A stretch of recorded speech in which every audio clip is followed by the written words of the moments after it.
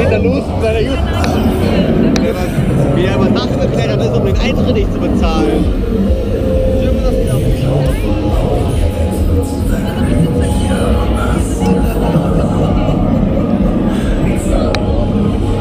Das ist hier aber nichts mehr drin. Ja, das ist auch schön.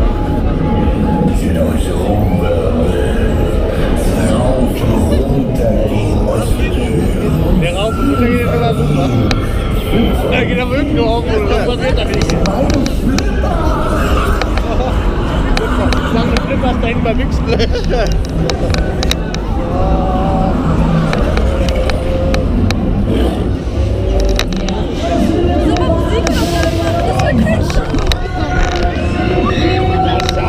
Der verliert die Wand.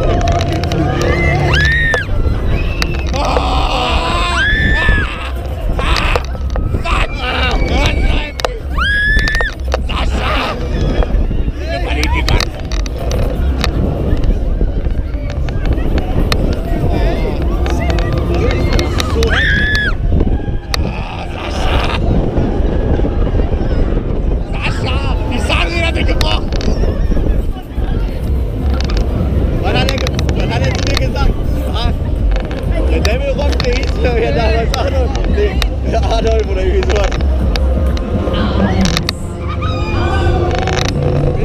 Ah, das Weg im Vollgas!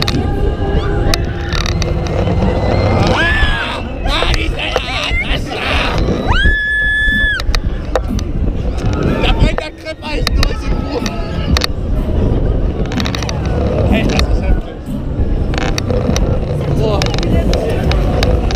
Der fährt heftiger als du hast. Ja, der kann das Ding auch nicht fahren. Boah.